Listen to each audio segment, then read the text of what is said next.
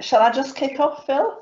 Yes, please. Yeah. That's lovely. Well, thank you very much. And that's quite a impressive talk to follow. So thank you to Chair as well. Like Chair, I have two roles at the Open University. As I'm sure you'll appreciate, in recent times as a head of school, I've spent most of my time dealing with the lots of fallout of the usual sort through the pandemic. But my substantive role is as Professor of Physics Education, and that's really why I come to be focusing on assessment. It's work that I've done previously in that role. So just a little bit about the UK Open University. So we're just slightly older than Deakin, and a lot of the model very similar. I think there's three things from that slide I'd like to emphasise, and that's the OU as it was just a couple of years ago. Our student numbers have grown slightly in that time. We're historically part-time study with people doing it alongside other things, but we now have about a third of our students are studying full-time, choosing to come to us to study that way. And core to our model is that we offer what we call supported distance learning. So people are studying at a distance, all our students taught students at a distance, but they are supported by our associate lecturer staff who, for example, in the context of assessment, will mark our tutor-marked assignments, about which more in a minute. The other things to focus on is we're big, and as well as being distance, we are open, the key's in the name. So for our undergraduate modules, we don't have entry qualifications. Just focusing on an assessment again, worth just pointing out in the context of the pandemic, our tutor-marked assignments now are submitted and returned electronically. Our interactive computer-marked assessments, fairly obviously, that's an online activity. Most of in the STEM faculty, an awful lot of our activity was in any case delivered in a virtual online environment. We do still have some face-to-face tutorials, some face-to-face provision, which obviously we had to adjust like everybody else did. And the most significant thing in the context of assessment that we had to alter was our exams, which are essentially like anybody else's that were being done still in a face-to-face environment. My personal assessment interests, as I say, I've had a long-standing interest in assessment, both from a teaching point of view and from a research point of view. So I've held various faculty and university-wide roles in assessment, and I've done various bits of sort of development and research as outlined there, and the bottom one there is the one that I will be returning to mostly when I stop being head of school in the middle of this year. So I'm going to pick out a few sort of points from that and highlight some of the things that we've done and some of the things that we've learned and lessons, some of which I'm beginning to see having similar application across the sector through the pandemic, as everybody has made really quick adjustment to assessment, and some of the things that actually we're discovering that maybe are better done in the way that we've had to make those really rapid changes through 2020 and 21. So I'm going to focus first of all on what actually became, partly by historical accident really, one of my own particular areas of work, which was to do with interactive computer-marked assessment. Now, I should emphasise that I don't see computer-marked assessment as a panacea. And Phil, if you could possibly share that link with people that's at the bottom. It's a much longer talk that I gave on this subject, and that it's quite old now, but it still very much reflects my standpoint on that. And it's also worth pointing out that computer-marked assessment is just one sort of e-assessment or technology enhanced assessment, or whatever word you want to use for it. There's lots of others as well. Now, rather than spending a lot of time, which I don't have in such a short talk, in sort of explaining what the pros and cons are, which I could do at great length, I'm going to focus on where I came to this from, and it is something of a personal story, really. For all that now I'm getting towards the end of my career. I'm a professor. I'm a head of school.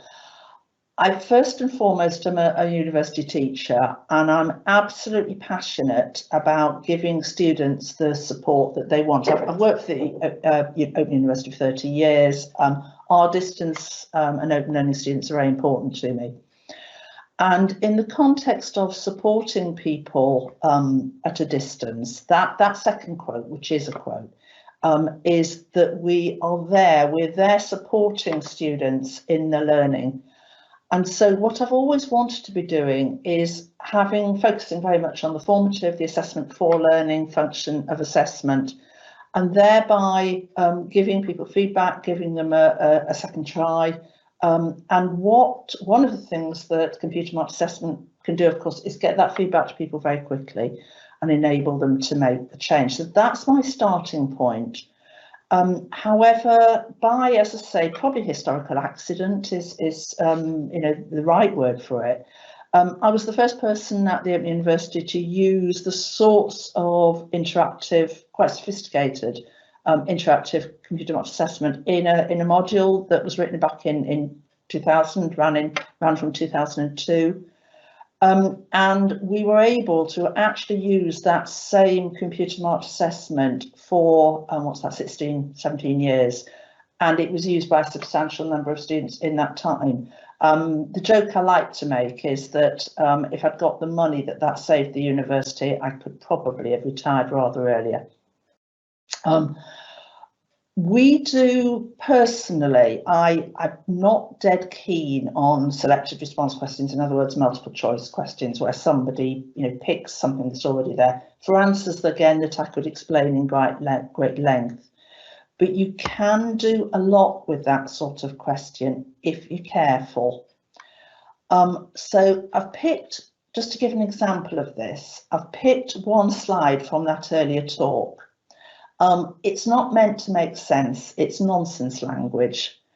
However, I'm fairly sure, I'm not able to see what you're typing at the same time as I'm talking, but I'm fairly sure that even in the sort of nonsense language that everybody will realise that the correct answer to that is D. And it for two reasons. One is all the other answers are colours, so it's smaller is a different answer. And the other one is that we can't stop ourselves giving the explanation. We're such blooming pedants when it comes to teaching that we actually can't help ourselves explaining the thing as well as giving the answer. There's lots you can learn, there's lots you can do well, there's lots you can do badly, even with very, very simple assessment. But we've gone rather further, and this is, in lots of ways, there's lots and lots of question types that can do a lot more than that.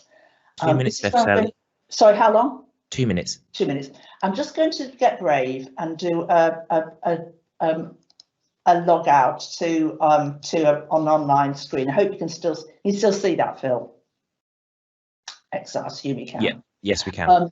So I'm now going to type in this live thing, and what this sort of question type is, people actually will type their feedback. You might type, what does it say about the forces? They are equal, and put that answer in, and it's going to do something wrong. Let me try again in this one.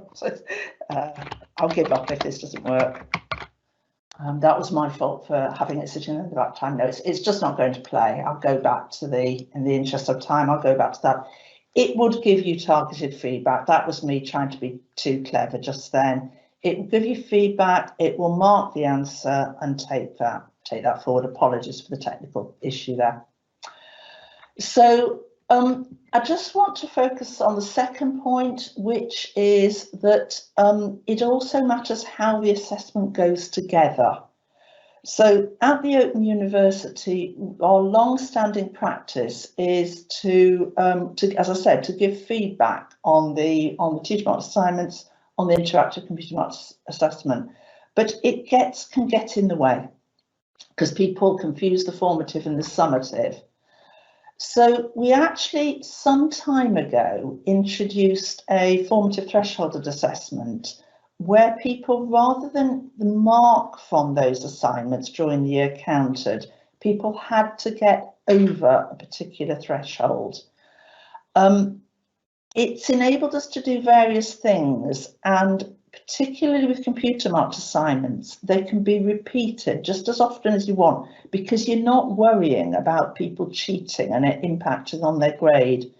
And actually, the interesting thing is I've seen other people do similar things during COVID and get similar findings, which is basically students engage absolutely massively more than than you thought they would, and they don't cheat.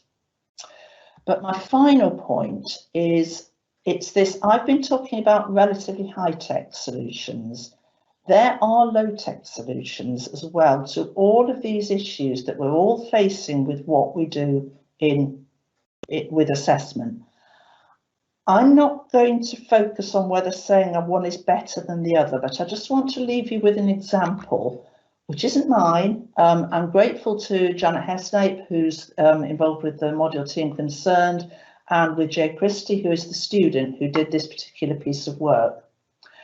And it's an assignment that historically, it was always designed to be done at home, but students had to go and design, it's all good assessment, it's very authentic. People are going and designing a study where they look at pollinating insects and then they're reporting on that for the assignment.